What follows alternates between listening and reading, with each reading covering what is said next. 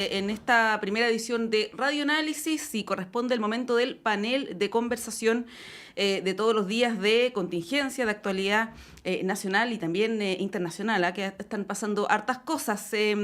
Saludamos a nuestros invitados, Alejandro Olivares. ¿Cómo estás, Alejandro? Hola, Juanse, muy bien. ¿Tú cómo estás? Muy bien, y Claudia Vives a la distancia. Claudia, ¿cómo estás? Tanto tiempo sin verte además. No te escuchamos. Estoy sin audio. Ahí No, sí. muy bien, gracias. Gracias por la invitación, Monse. Bien, el tema de las ISAPRES, yo sé que para nuestros auditores Mm. y televidentes puede ser medio agotador toda la semana estar escuchando el tema de las ISAPRES, pero la verdad es que es uno de los temas más importantes de la semana. Ayer salió humo blanco en la comisión mixta, finalmente, después de varias jornadas bien extensas de conversaciones ahí entre los parlamentarios que integran esa instancia. Y es una solución que es media paradójica, ¿no? Porque finalmente traslada el costo de la deuda de las ISAPRES hacia los afiliados, tanto a quienes se les debe como a quienes no se les debe. Por lo tanto, depende todo cómo uno lo mire, ¿no? Pero desde la perspectiva de los afiliados a ISAPRES parece no ser una solución muy justa, ¿no? Y bueno, pero por otro lado, las otras alternativas, que era la rebaja de la deuda, había varias ahí alternativas, tampoco parecía ser muy viable políticamente para el oficialismo, y un perdonazo tampoco, ¿no? No era viable ni política ni jurídicamente, porque se da un precedente muy complejo respecto de los fallos del Poder Judicial. Alejandro, parto contigo. ¿Qué te parece esta solución a la que se llegó del aumento de los planes base, este itinerario de los próximos 3 años, ¿no? Del 2025 al 2027, donde se van a subir sustantivamente los planes, una alza extraordinaria también que viene el próximo año para que las ISAPRES puedan pagar su deuda a 13 años, ¿ah? Y eso también abre la pregunta si es que las ISAPRES van a existir en 13 años más. Es probable que no, varias de ellas. Bueno, son muchas preguntas sin respuesta y ese es parte del problema en este tipo de cosas. O sea, hay dictámenes, hay leyes, hay acuerdos, hay una serie de elementos que no se cumplen en algún momento, y esto nos lleva a situaciones extremas como este tipo de acuerdo. Entonces, es complejo porque con el tema de las ISAPRES, con el tema de las AFP, se están tocando intereses muy poderosos en general, y por lo tanto ellos despliegan todos sus recursos para poder evitar cumplir estos dictámenes, acuerdos, sanciones y normas, y terminan de alguna manera presionando a las autoridades de turno, ya sea por los mecanismos legales, lobby o lo que sea, por mecanismos como la prensa, los medios, o a través de los parlamentarios, para poder salir lo más limpios posible, lo más tranquilo posible, y traspasar a otros siempre la responsabilidad. Este es el típico ejemplo de los poderosos que siempre culpan al resto de lo que les ocurre. Fue culpa del gobierno, culpa de los usuarios que no pagan, perdón el ejemplo, la AFP siempre es culpa del afiliado que tiene lagunas, aunque haya cotizado siempre. Entonces ahí hay un tema importante. Desde otro punto de vista, yo creo que, pero también creo que en algo positivo, es que el gobierno logró, dentro de todo, dentro de este escenario complejo, con estos poderosos presionando, con muchas cosas pasando al mismo tiempo, logró un acuerdo. Logró de alguna manera destrabar esto, y sale una salida muy a la chilena, en la medida de lo posible. Y eso parece ser la sensación con que uno queda. Es una solución en la medida de lo posible, que no sabemos cómo va a impactar en 10 años más, pero sí sabemos que le da vida a las ISAPRES en el corto plazo. Sí, ahí la pregunta que uno se hace es quién gana con esto, ¿no? Parece que todos pierden o perdemos de alguna manera. Claudia, ¿cómo lo ves? Bueno, yo tengo, eh, em, a ver, creo que una pésima situación. Creo que acuerdos de este tipo lo único que hacen es deslegitimar aún más las instituciones como están hoy día en Chile. Creo que incluso la salida en la medida de lo posible, como dice tu compañero en el Alejandro. panel, Alejandro, perdona Alejandro, no me acordaba, perdona. Tranquila. Me parece que no al lugar nomás, no al lugar. Yo creo que si hay una de las circunstancias y características sociológicas, políticas, culturales en los últimos tiempos es justamente el abuso de poder. Y en este caso el abuso de poder se vuelve a expresar por supuesto a favor de quienes son los poderosos, de quienes son los dueños del capital, y un Estado que no nos defiende, un Estado que llega a un acuerdo con la ISAPRE, no llega a un acuerdo con la ciudadanía. Y eso es un tema no menor. Aquí hay una cuestión histórica que tiene que ver con el estado de la salud pública, el estado de la salud en general en Chile, y que en eso, por supuesto que han habido reformas importantes, ¿no? Y todo lo que significó el GES que se pudo hacer, por dar un ejemplo, pero me parece que acá lo que significaba era una reforma al sistema de salud mucho más profunda, que el gobierno no fue capaz de hacer, y yo creo que había varios senadores ayer hablando de la mala solución, digamos, ¿no? Porque, como ustedes dijeron al principio, no sabemos si de aquí a 13 años las ISAPRES van a estar existiendo. Y la verdad es que una deuda, un robo, ¿no? Un robo que se le hace a los ciudadanos, es decir, no es plata de las personas que están cotizando en ISAPRE, no va a ser devuelta. Y por supuesto, no sabemos las letras chicas, no conozco las letras chicas, si esa devolución va a ser a partir de, con intereses, por ejemplo, de 13 años, o no se entiende por qué van a subir los planes, si además se debe dinero. Entonces, eh, a mi juicio es un mal acuerdo. Mm. Es un mal acuerdo y un buen acuerdo político para los que están en el poder. Es un buen acuerdo político en el sentido de que destraban, por supuesto, el gobierno con las ISAPRES, pero no toman en consideración lo que significa para el sistema de salud y no van al meollo, ¿no? Al asunto más fuerte que es cuándo de verdad van a poner no solamente dinero, sino que también capacidad de gestión en la salud en el país, que es una salud que está agonizando, una salud que hay diferentes encuestas que dan cuenta de la mala atención en salud pública, de las listas de espera, y eso me parece que es una burla. Yo creo que no hay para felicitar un acuerdo, más bien me parece una muy mala gestión inclusive de los diputados, de las diputadas y de los senadores y senadoras que van a llegar a este acuerdo, otra vez a espalda de la ciudadanía. Sí, bueno, falta que se vote este informe de la comisión mixta el día lunes, tanto en la Cámara como en el Senado, a última hora, porque el plazo vence ese lunes a las 23:59 de la noche. Ahora, a propósito de los 13 años, hay varios expertos que, entre ellos, por ejemplo, Juan Carlos Saíd, académico acá Sí. de la universidad, que han dicho que la crisis de las ISAPRES es algo estructural, incluso si no se cumple el fallo, muchas de ellas podrían caer en insolvencias, ¿no?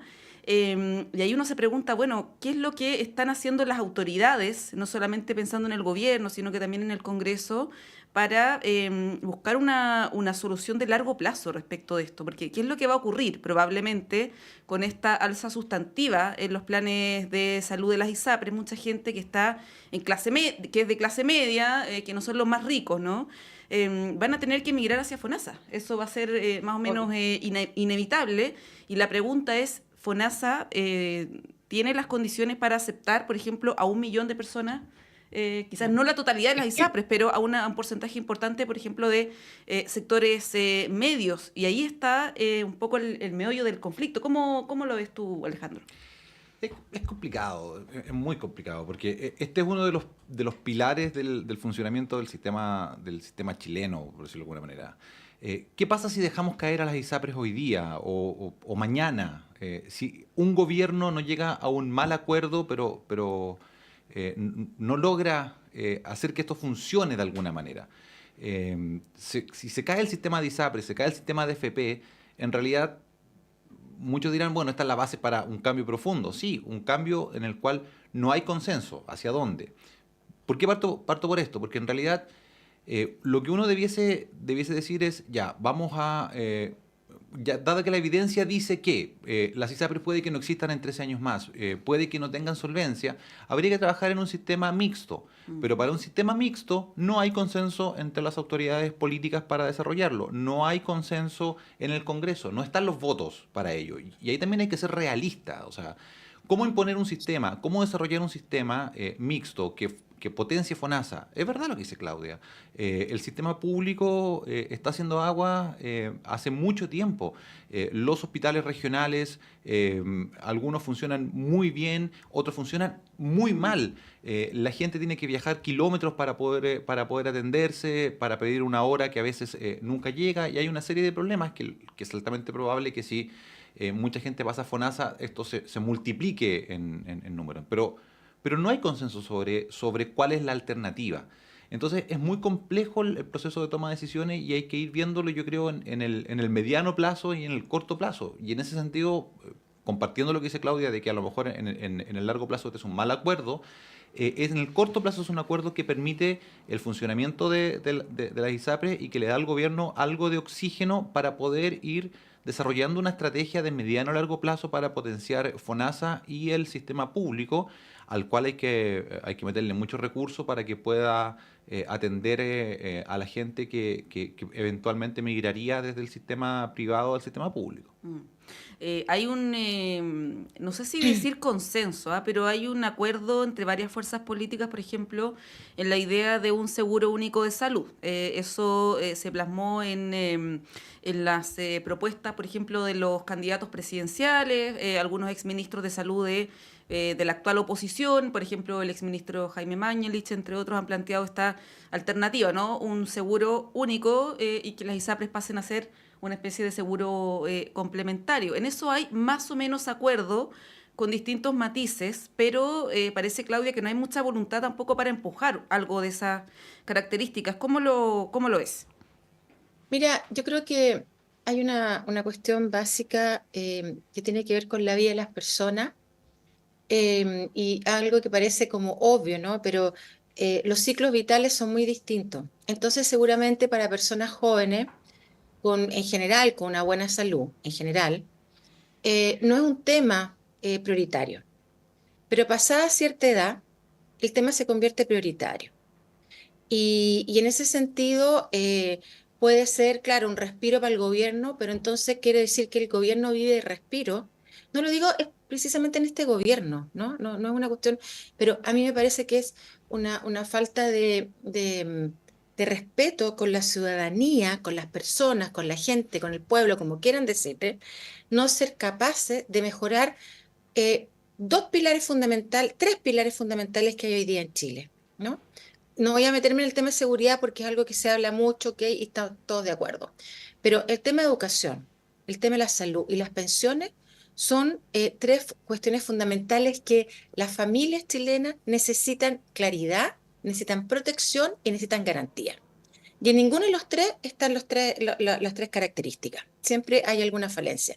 Entonces, el respiro significa salir del momento, pero significa agudizar las problemáticas. Acá, para pedir una hora en un consultorio, hay que llamar a las 7:20 de la mañana. No se puede llamar a las 7:21. Ustedes comprenderán, estoy hablando de Santiago. Ustedes comprenden, estoy hablando de Ñuñoa. Yo vivo acá en Ñuñoa hace más de 40 años. Y acá hay que llamar a las 7:20 de la mañana. Si tú llamas a las 7:21 el consultorio, no te dan hora. Imagínense cómo colapsa. Estoy hablando de un consultorio, ni siquiera estoy hablando de atención secundaria. Imagínense cómo colapsa, ¿no? Cómo colapsa el sistema. Entonces, no solamente un problema de inyección de fondos, que sí también lo es, sino que también un problema de gestión. Esas cuestiones se resuelven con distintos mecanismos. Por eso hay ingenieros, hay sistemas, etcétera, etcétera. Entonces, cuando hay falta de voluntad, que como tú mencionabas, Monse, el problema está en que los que pagan el pato son las personas. No pagan los políticos que tienen un buen sistema de salud, porque además tienen seguros complementarios, ni tampoco pagan las personas que gobiernan el país, que tienen muy buenos sueldos y que tienen seguros complementarios.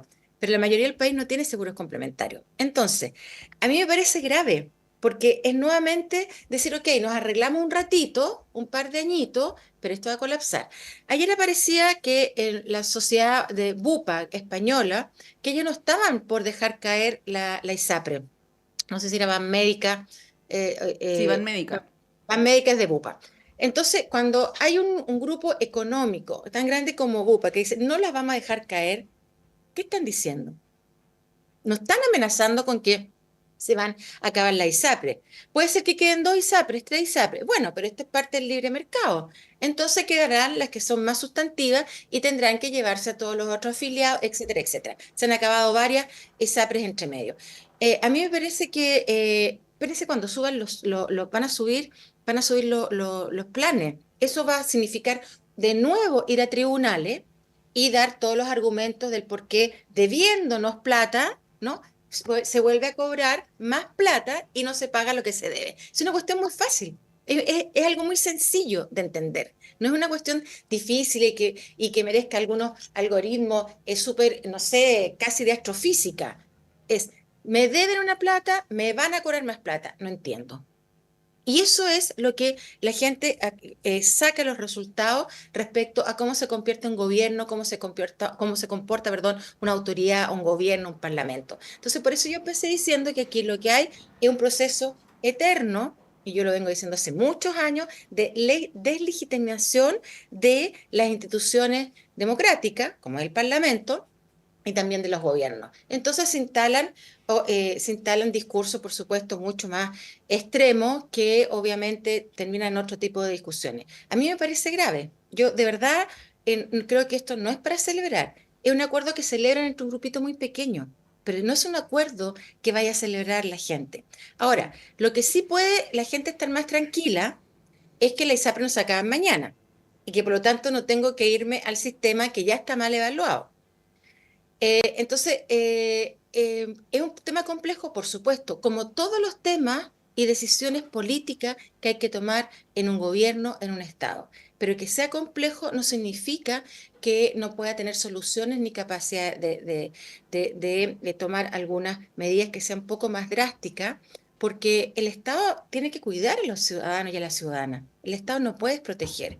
Y aquí estamos viendo cómo hay desprotección constante, ¿no? Mm. Yo creo que vamos a ver, pero yo lo veo muy difícil este camino, junto con el de pensiones, que tampoco se va a llegar a un acuerdo, yo creo, ni tampoco puede ser en tributaria, pero en pensiones tampoco va a haber un avance. Sí, ahora lo que dice Claudia Alejandro es bien sustantivo, ¿ah? Porque efectivamente los temas de salud, pensiones y educación son los más sentidos probablemente por la ciudadanía, pero la verdad es que estamos hablando de un solo tema, que es seguridad y sus derivadas, ¿no? Migración, crimen organizado, narcotráfico, etcétera. Pero todos estos temas quedan postergados. Tuvimos un estallido social hace un poquito menos de 5 años, y la verdad es que nada se ha resuelto, la situación económica es más precaria, con el costo de la vida más alto que hace 5 años, y es difícil vislumbrar una salida a esto, ¿no? Sí, es muy difícil porque en realidad también pasan cosas entre medio. Después del estallido vino la pandemia y después de la pandemia vinieron los procesos constitucionales que hicieron que parte del estallido tuviera, comillas, una mala vejez. Entonces, en general, la agenda va mucho más rápido de lo que esperamos y de lo que a veces nos gustaría y hace que sea muy difícil el tomar decisiones, más aún cuando hay elementos que son muy contradictorios. O sea, mientras la ciudadanía vota democráticamente por un gobierno que es transformador, en el Congreso vota por un Congreso que es muy diverso y que hace muy difícil las transformaciones. Entonces, ahí hay un tema que va muy en la línea de lo que decía Claudia recién, de que hay un malestar acumulado y que efectivamente la ciudadanía toma decisiones, vota por gente de diferentes posturas que le permiten solucionar algunos problemas o que le prometen solucionar algunos problemas. Entonces eso hace que sea a veces contradictorio. Entonces mientras tengo un gobierno de izquierda que promete transformaciones bastante importantes, se topa con un parlamento que es un parlamento, primero, amateur, en el sentido de que hay mucha gente muy nueva, y dos, que es un parlamento con bastante conservador en algunas materias, por no decir antigobierno abiertamente, y eso hace que efectivamente le cueste mucho al gobierno tomar decisiones. Todas las cosas que avance el gobierno, el Parlamento termina frenando algunas. Es un Parlamento que además está mayoritariamente en algunas cámaras, sobre todo en el Senado, con la derecha o con la oposición. Entonces, cuesta mucho avanzar en algunas materias y eso significa que hay que focalizar algunas batallas y a veces el gobierno tampoco está eligiendo bien los temas que tiene que focalizar y en los cuales puede avanzar. Mm. Bueno, los quiero llevar al tema del conscripto que lamentablemente falleció hace 11 días en Putre. Esto ha traído una serie de repercusiones, de información a cuentagotas también, ¿no? Determinaciones por parte del comandante en jefe del ejército, el general Iturriaga, que terminó ayer también con la decisión de dar de baja a un general. Les quiero proponer que conversemos de este tema que tiene varias derivadas. Hay un informe que tiene que ver con la querella del Instituto Nacional de Derechos Humanos. No sé si lo revisaron, lo pueden ver también en la pausa, que es dramático, ¿eh? Es bien complejo, la verdad.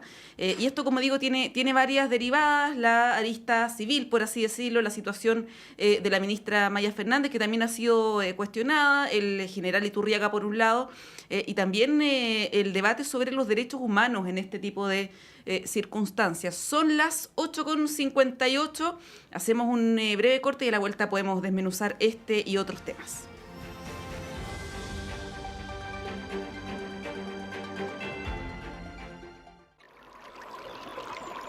Aguas Trayén o Cascada en Mapudungún es la mejor agua purificada con tecnología de última generación. Para más información, visite su página web www.aguastrayen.com.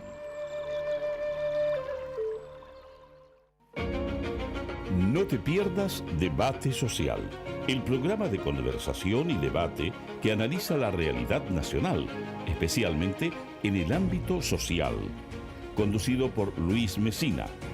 Viernes, 16 horas, en Radio Universidad de Chile, 102.5 FM, o visita radio.uchile.cl para participar en una discusión enriquecedora los viernes a las 16 horas. Acompáñanos y sé parte del diálogo que marca la diferencia.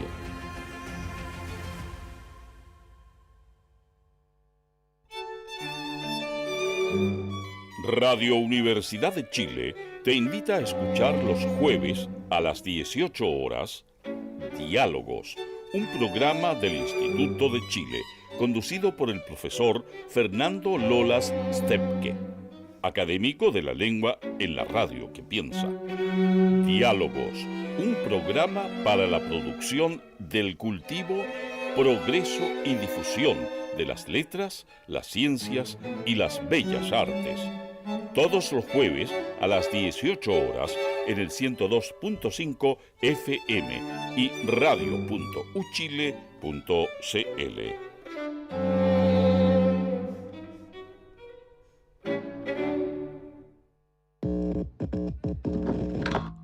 Sala Máster de Radio Universidad de Chile presenta... Los queremos invitar en Radio Universidad de Chile este próximo jueves 16 de mayo a las 19:30 horas a vivir y disfrutar la experiencia y el frescor de Carmen Prieto y Milena Antonia juntas en Sala Máster. Carmen Prieto, con más de 34 años de carrera, varios discos, giras y considerada la voz del bolero en Chile, se presenta por primera vez en este escenario junto a la joven intérprete nacional Milena Antonia.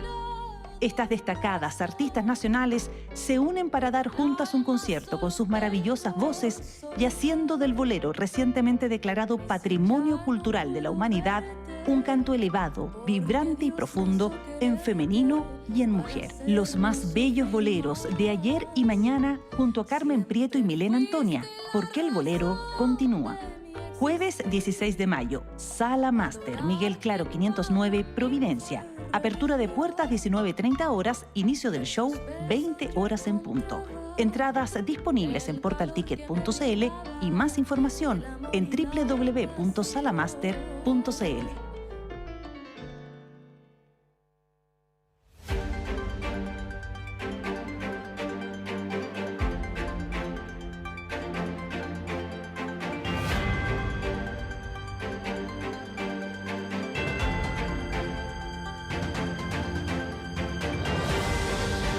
9:01 de la mañana, seguimos en el panel de conversación aquí en esta primera edición de Radio Análisis. Estamos con Alejandro Olivares y Claudia Dides. Yo había anticipado el tema, que también es uno de los temas del día y de la semana, el caso del conscripto que falleció hace un poquito menos de 2 semanas en Putre, que ha traído una serie de repercusiones políticas en el mundo militar también. No sé cómo entrarle a este tema, tiene, como decía, varias derivadas, pero quiero partir con lo último que ha ocurrido, ¿no? Y el rol del general Iturriaga, Alejandro. No sé cómo lo ves, ha habido senadores, por ejemplo, la senadora Campillá y otros parlamentarios. Ayer el diputado Félix González decía, bueno, si es que él no renuncia o no le piden la renuncia, porque ahora todo se arregla con renuncia desde hace un tiempo, vamos a juntar las firmas para acusarlo constitucionalmente. Y lo cierto es que el general Iturriaga, uno puede decir, ha sido tardío en su accionar, pero ha habido acciones por parte de él, por lo menos, ¿no? Se han tomado decisiones, él está en la zona. Ayer dio un punto de prensa donde dijo que tenía dudas razonables sobre la versión de los generales que estaban ahí a cargo, y bueno, y se tomó la decisión que yo mencionaba antes. ¿Cómo ves el rol del ejército? Luego podemos ir a ver la del gobierno y también, por cierto, la tercera lista que yo planteaba y adelantaba, que era la situación de los derechos humanos. A ver, el ejército, errático.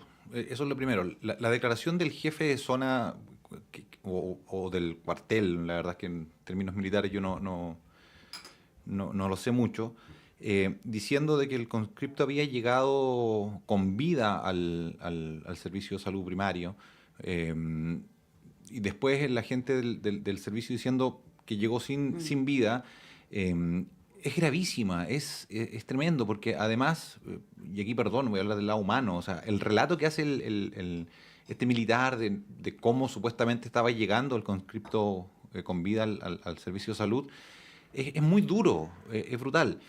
Entonces, cuando se demuestra que eso no fue así, el comandante en jefe toma una decisión un poco tardía, pero correcta, de sacarlo a él y a otros tantos generales más. El tema es que los llama a retiro, o sea, se acogen a retiro y por lo tanto se van con una serie de beneficios, sí, igual. Que no tenemos todo. Que no tenemos todo, daño de servicio, de último sueldo y una serie de otras cosas que no van al caso, pero que es importante recordarlo. Pero efectivamente hay, como decías tú, Monse, de alguna forma es errático porque hay una primera reacción horrible del ejército. Curva de aprendizaje, nada. O sea, esto fue Antuco. Todos escuchamos, cuando escuchamos la primera vez esta noticia, no lo podíamos creer. ¿Cómo era posible que estuviéramos viviendo nuevamente la tragedia de Antuco? Y en realidad a todos se nos removió mucho con eso. Entonces, una curva de aprendizaje muy malo. Y errático porque muy malo. Ya no deberían pasar este tipo de cosas después de esa tragedia. Primera cosa. Segundo, yo creo que el comandante en jefe ha actuado bien. Un poco lento, pero bien. A diferencia de otros comandantes en jefe en otros temas, este sí tomó decisiones y yo creo que hay que esperar que pase un poco el tiempo para tomar una decisión con él y ver si efectivamente la línea de mando llega hasta él con la responsabilidad o no. Pero yo creo que no es el momento de pedirle la renuncia, no es el momento de evaluar su renuncia, porque él está tomando las decisiones que yo creo que van en la dirección correcta. Va un poco lento, pero va en la dirección correcta. Quizás lo que debiese hacer el Ejecutivo de alguna manera es presionarlo para que las decisiones sean un poco más rápidas. Claudia. Bueno, acá nuevamente tenemos diferencias. A mí me parece que por supuesto lo primero que se nos viene a la cabeza es Antuco. Es un adolescente de 19 años, estamos hablando ni siquiera un joven, sino que un adolescente. La adolescencia es hasta los 19 años. Me parece una barbaridad del siglo XIX, del siglo XVIII, XVII y así para atrás. A mí me parece que si hay un comandante en jefe, él debería renunciar. Porque estos temas de pedir que el mando, que va abajo, que viene, que no sé qué, me parece que es pura cuestión administrativa nomás. Aquí estamos hablando de un joven que muere, pero no solamente un joven que muere, sino que además, que es terrible, que ya vimos a la madre hablando en los medios de comunicación y cómo fue relatando, ¿no? Y cómo ella empezó a pedir ayuda en las redes sin recibir ayuda en primera instancia de las organizaciones, instituciones que deberían haber estado ahí, ¿no? Sino que hay más conscriptos que fueron, como relata lo que decía Montserrat al principio, de las condiciones inhumanas, ¿no? Donde tenían que defecar 15 al mismo tiempo, en baños donde no había confort, donde no había agua, donde no había jabón, etcétera, etcétera. Por favor, lean el relato, porque el relato es de No, es una tremendo. es tremendo, es tortura, es esclavitud, es ausencia total de derecho humano. Entonces a mí me parece que cuando hay instituciones serias, el que está a la cabeza tiene que renunciar. Porque es muy fácil echarle la culpa al que viene abajo. ¿Y por qué lo digo esto? Porque los ejércitos en el siglo XXI no tienen el mismo rol o la misma función, los mismos objetivos que tuvieron durante el siglo XX o el siglo XIX. Los ejércitos tienen que ser modernizados. Y cuando digo modernizados, inclusive respecto a sus propias funciones. Estamos hablando hoy día de procesos de guerra o de invasiones que se hacen con un dron, que se hacen con un misil, que se hacen con ingeniería computacional, lo digo en términos sin saber mucho el tema, ¿no? Pero es cosa de ver lo que está pasando en Gaza, como no necesitamos ejércitos así romanos, ¿no? Que avanzan por los territorios a conquistar el mundo. Entonces me parece que esto vuelve a traer otro tema, no solamente lo antiguo, que no se aprendió nada, porque eso es no aprender nada, cero, sino que además una violación de los derechos humanos son conscriptos que además se salen varios, ¿no? Por la situación y eso me parece que va a debilitar que entren voluntarios. Yo soy partidaria que el servicio militar no tiene que ser obligatorio y que uno puede tener objeción de conciencia para el servicio militar, que es una cuestión que todavía no ha sido cambiada en la ley chilena. Y, y además que, bueno, que son los propios hombres ahí los que tienen que decir por qué tienen que llevar sus cuerpos a ese nivel de extremo para demostrar que es su virilidad, demostrar que son capaces de ir a una guerra, cuando no hay nada más tremendo en la humanidad que en la guerra. Entonces, me parece que si no hay una modernización de los ejércitos, de la policía, ¿no? Da lo mismo quien salga o quien no salga. En serio, da lo mismo, porque estamos hablando acá de personas además que no pertenecen a las clases altas, que no pertenecen no son los hijos de los empresarios los que van a hacer el servicio militar. Ellos eligen ir a la escuela militar, que ustedes saben que es muy distinto. Entonces volvemos a una cuestión de base. Si no hay modernización de las Fuerzas Armadas, que tengan otra, nosotros fíjense que tenemos resuelto nuestros conflictos fronterizos, que no tenemos hoy día, Bolivia, Perú, Argentina. Cuando nosotros pensamos en un país tan pequeño como este, chico, es un país pequeño, este no tiene es un país que no tiene importancia a nivel mundial económica, puede tener importancia a niveles culturales, etcétera, pero no es decisivo para la economía mundial. Pero sin embargo, hay temas como por ejemplo el litio, que nos puede unir en los países pensando en el desarrollo, pensando en el crecimiento, pensando en cuál es nuestro futuro en esta comarca, ¿no? Del sur del mundo. Y a mí me parece que modernizar el ejército es una cuestión vital. Y yo creo que nuevamente se nos demuestra cómo los que mueren son los que no pueden alzar la voz. Y aquí hay una madre que fue la primera que levantó la voz. Entonces, a mi juicio, los que tienen que salir son los comandantes, los que mandan, porque de ellos vienen las órdenes, ¿no? Sí, pues si no hubiera sido por todas las gestiones de la mamá de este conscripto, probablemente no nos habríamos enterado de todas las atrocidades Así que allí es. ocurrieron y que no solamente lo afectaron a él, sino que a un número importante, al punto que cerca de 150 se devolvieron a Santiago. Ahora, tú mencionabas la versión inicial del ejército y que es bien vergonzosa, y hay otra que a mí me parece impresentable, que es, no me acuerdo quién la da, que plantea que para esta marcha, con varios grados bajo cero, cerca de 10, 15 grados bajo cero, los conscriptos podían elegir qué ropa usar. Y eso parece una burla para la inteligencia de las personas, ¿no? Bien impresentable las versiones que se han dado. Ahora, Alejandro, te sumo el caso de la ministra Maya Fernández, que en estos poquito más de 2 años de gobierno no ha enfrentado ningún conflicto comunicacional, político, probablemente Ujú. este es el primero, y ha sido cuestionada por una inacción, lentitud, ¿no? Y te agrego también el factor de los derechos humanos. ¿Es necesario vulnerar a ese nivel los derechos humanos, como decía Claudia, incluso en el límite con la tortura para una formación militar?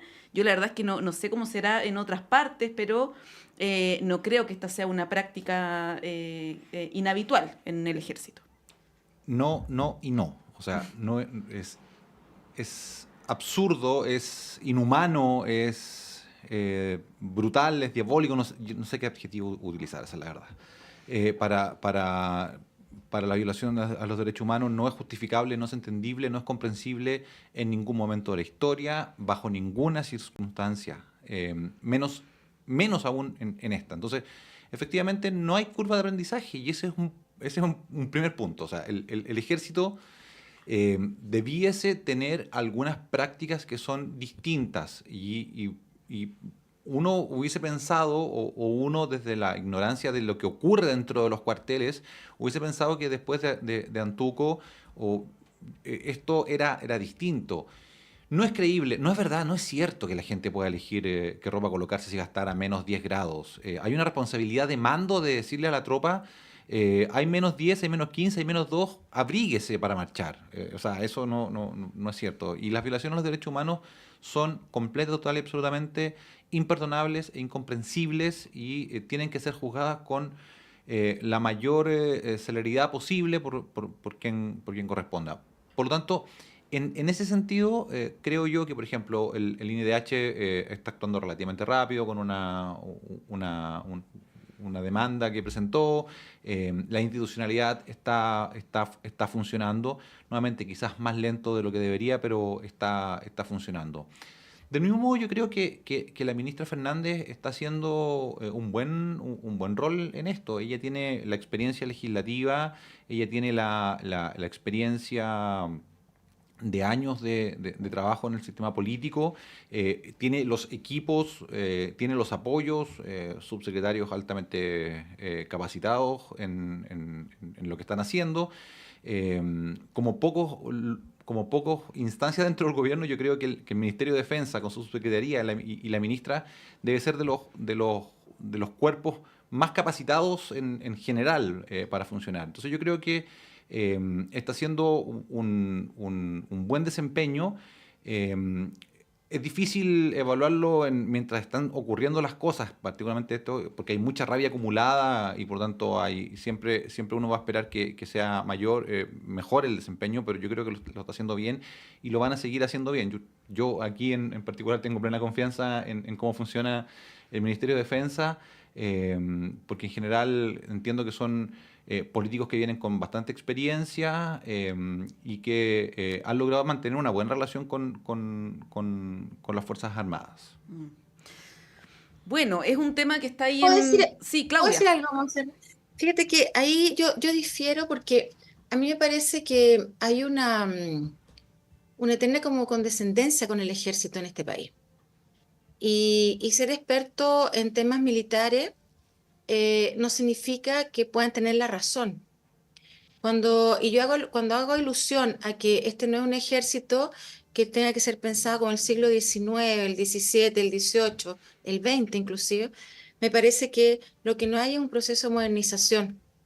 Y nosotros ya vimos al comandante Cheire cuando empezaron con los procesos de modernización en la época de la Concertación y donde yo trabajaba, que era la FLACSO, la Facultad Latinoamericana de Ciencias Sociales, se hicieron muchos seminarios con militares y gente que trabajaba en el tema, que era experto, y donde hacían una apuesta impresionante por los procesos de democratización del ejército. Y sin embargo, vemos en qué terminó Cheire, solamente para recordar quién es y en qué está, ¿no? También en esa época se hicieron, en donde también yo trabajaba, y yo siempre trabajaba en temas de derechos de las mujeres, derechos humanos, ¿no? Y salud sexual y reproductiva. Y ya teníamos casos del ejército que habían adquirido el VIH estando en situaciones no me acuerdo cómo se llamaba, pero cuando van a otros países, ¿no? En ayuda, que sea ayuda humanitaria, etcétera. Bueno, lo que ocurrió en Haití. Misión. En Haití, Sí. en Haití, misión. Y que además no solamente adquirieron VIH y infectaron a otras personas por no usar condón, sino que también hay embarazos ahí y de padres irresponsables que no se hicieron cargo de los embarazos. Cuando nosotros hicimos esa alerta, 2005, no fue un tema que pudo ser tratado en el ejército. ¿Por qué? Porque, por supuesto, tienen un tabú con la sexualidad, ¿no? Entonces, ¿qué quiero decir con esto y con muchos varios ejemplos que les puedo decir? Es que el proceso de democratización supuesto en las Fuerzas Armadas es un proceso complejo por la historia que tenemos y porque además sabemos cómo estuvieron involucrados en la vulneración y violación de derechos humanos en la época de la dictadura. Entonces, en 30 y tantos años no ha habido un proceso de modernización. Si creen que la modernización es tener mejores armas o comprar los mejores aviones, los mejores tanques, no sé qué, bueno, me parece que esa es una parte, ¿no? Pero yo creo que lo importante acá es pensar para qué nos sirve y miren lo que les voy a decir, que puede ser súper poco valorado hoy día. ¿Para qué nos sirve hoy día un ejército en Chile? Entonces, podríamos hacer un listado, porque yo creo que si los ejércitos, por ejemplo, si no van a la batalla, porque no tenemos batalla, pero tienen otro tipo de roles que sean más modernos, que tengan una vinculación más permanente con la sociedad, en términos de desastre, no sé, qué sé yo, miles de cosas, a mí me parece que hay una voluntad. Entonces, cuando se ha tratado de mantener un equilibrio mínimo para no pasarse porque hay un miedo inconsciente con el ejército, entonces no sé si esos son los tipos de personas y expertos que necesitamos.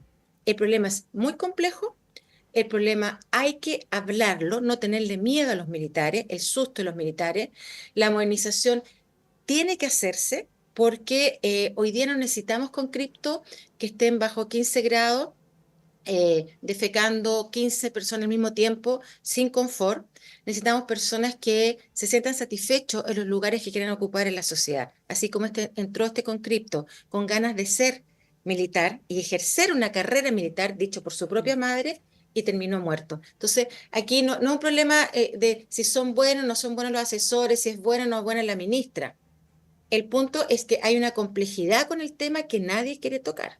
Y eso a mí me parece grave, además, en el marco de los cambios que necesita para Chile y sobre todo en el marco de los nuevos procesos de inseguridad que vive el país. Bueno, hay quienes plantean que los militares debieran cumplir labores de orden público, ¿no? A propósito de la mención que hacía Claudia. Lo cierto es que mañana el general Iturriaga se reunirá con el presidente Boric, también con la ministra de Defensa y también va a recibir a la madre, ¿no? De este conscripto. Así que es algo que está en pleno desarrollo. Quiero aprovechar los últimos minutos que nos quedan para que podamos reflexionar o referirnos brevemente a una reforma, una propuesta de reforma al sistema político por parte de algunos senadores de la Comisión de Constitución, encabezados por el senador socialista Alfonso de Urresti, que apunta a 12 asuntos que son fundamentales, ¿no? Una, el transfugismo político, esto de yo soy elegido por A y luego me cambio a B, y con las sanciones que eso implica, y dos, el umbral, ¿no? En el primer punto yo creo que hay harto consenso porque además todos los partidos de todas las sensibilidades lo han padecido los últimos años, pero en el segundo no hay mucho consenso. De hecho, en el Frente Amplio son críticos del umbral del 5%, porque según ellos atenta contra la representatividad. La pregunta es el momento de impulsar esta ley corta, por así decirlo, ¿no?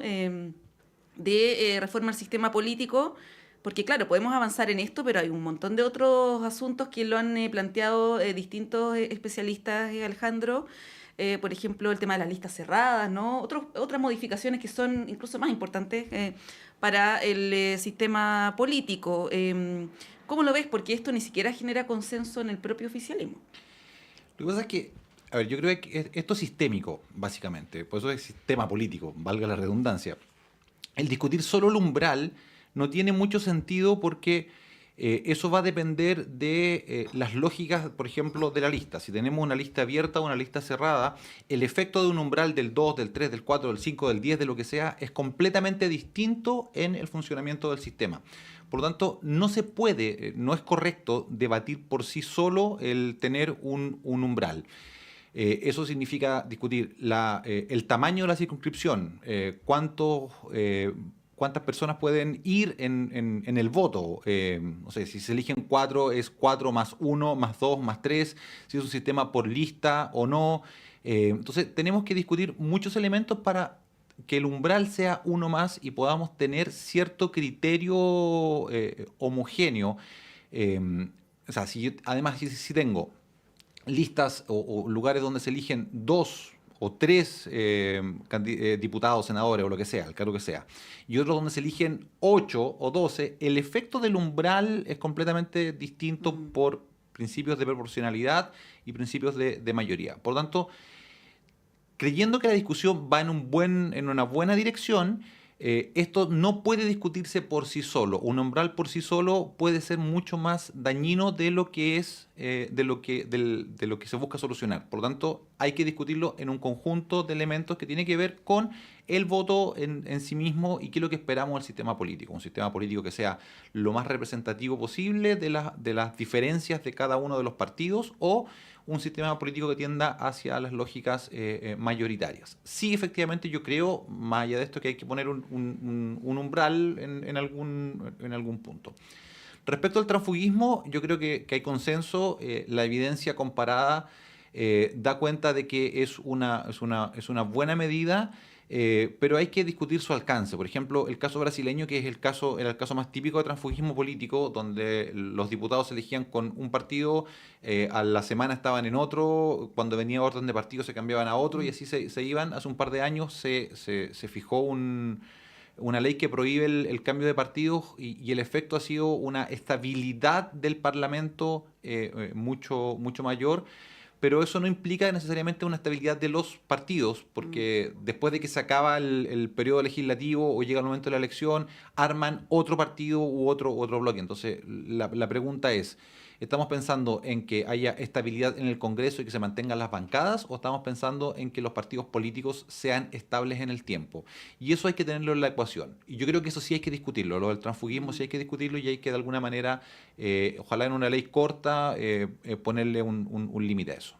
Sí, ahora lo que dice Alejandro, Claudia, es bien central, el rol de los partidos, porque la verdad es que representan a bien poca gente. No voy a decir no representan a nadie, pero casi a nadie. Y además lo que ocurre es que, claro, tú puedes tener el tema de normas antitransfugismo, por decirlo así, pero ocurre que muchas veces en un mismo partido hay 10 opiniones distintas, no hay mucho orden tampoco en las votaciones, cuesta identificar doctrinariamente con qué se vincula ese partido, ¿no? Por ejemplo, quizás el ejemplo más icónico, el Partido de la Gente, ¿no? Que terminó siendo un parlamentario y no recuerdo con cuántos comenzaron, pero eran cerca de 7, 8.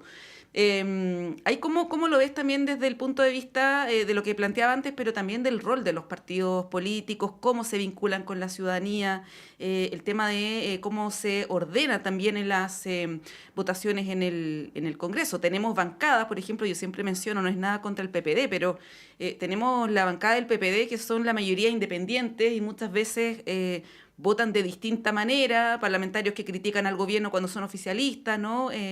Bueno, en fin, es una cuestión bien compleja y larga, pero dentro de lo acotado, ¿no? Que son los tiempos radiales, ¿qué podríamos decir, Claudia?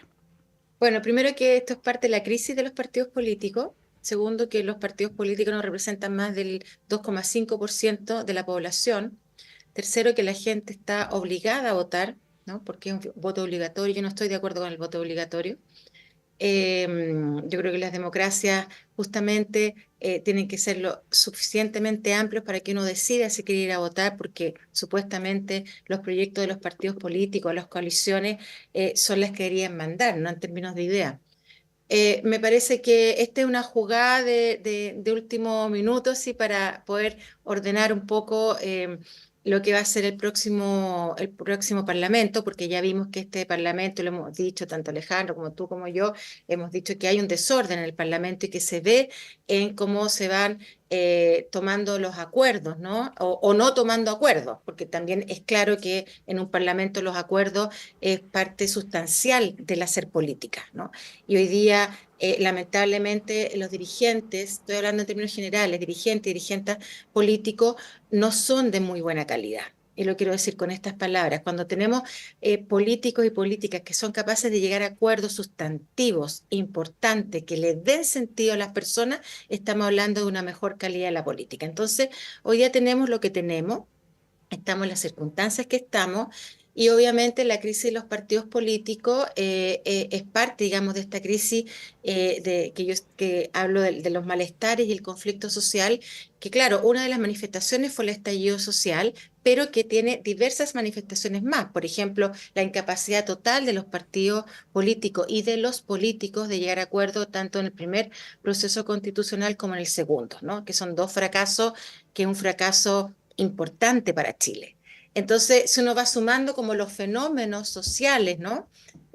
Yo lo trabajo en mi doctorado también. Si uno va tomando los fenómenos sociales, no es un fenómeno social en sí mismo, es una concatenación de fenómenos que llevan a este tipo de leyes cortas, que claramente va a ganarlo al 5%, porque no hay otra forma de ordenar lo que hay hoy día, ¿no? Y que por supuesto los tránsfugos y tránsfugas no al lugar nomás. O sea, si uno pertenece a un ideario político, ¿no? A un grupo político, bueno, tiene que atenerse las personas que militan a lo que digan y lo que acuerden internamente. Eso es independiente que pueda tener opiniones distintas, y siempre han habido opiniones distintas, salvo en algunos partidos donde ha sido mucho menos democrático, ¿no? Como algunos partidos de izquierda más tradicionales, donde el centralismo democrático no te deja opinar mucho más. Pero yo creo que la tendencia justamente tiene que ser aglutinar. Creo que hoy día la cantidad de partidos políticos que hay y sin idearios es impresionante. Creo que hay una crisis de proyecto político. Si alguien me dice, bueno, ¿cuál es el proyecto político? Algunos dicen, bueno, socialdemocracia. Ya, pero ¿qué es eso, socialdemocracia?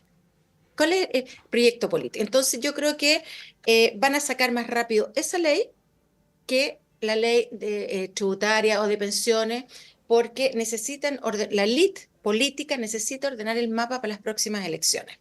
Y así como está, el voto nulo puede aumentar. No las municipales, porque las municipales habla más de lo comunitario, ¿no? Y de que si el alcalde o la alcaldesa me puso el árbol, arregló el agua, arregló la plaza, es algo mucho más cercano. Pero a lo que se van a haber visto, sobre todo la coalición gobernante, ¿no? Que la posibilidad de pérdida de diputados y diputadas es grande. Entonces, este es un ajuste, Montserrat, es un ajuste para la gobernanza. Nos puede gustar o no nos puede gustar, pero el ajuste va a venir igual. Y Sí, yo pues creo que hay que ordenar la casa, ¿no? hay que En ordenar ese la casa, sentido. porque la casa hasta ahora está desordenada, está muy desordenada. Así es. Hay que preguntarle al diputado Winter sobre la socialdemocracia, ya que él planteó que este gobierno del presidente Boric era socialdemócrata. Bueno, tenemos que ir a la pausa, tenemos que cerrar ya este bloque del panel de conversación. Son las 9:30 en punto. Agradecemos a Alejandro Olivares. Alejandro, muchas gracias por acompañarnos aquí en estudio, desde tempranito, con frío. Se agradece el esfuerzo. Muchas gracias por la invitación y por esta interesante discusión. Claudia Dides, muchas gracias como siempre, que estés muy bien. Gracias. Oye, yo voy a hacer clase aquí cerquita, por eso me voy corriendo ahora, así que para la próxima, que no sea Sí, día está jueves, bien. me Nadie voy te al juzga. estudio. No, por si acaso. No, está bien, Monse. Un abrazo y gracias a la casa. Un como abrazo. siempre. 9:31 cerramos el panel de conversación. A la vuelta está Claudio Medrano con ustedes. Que estén bien.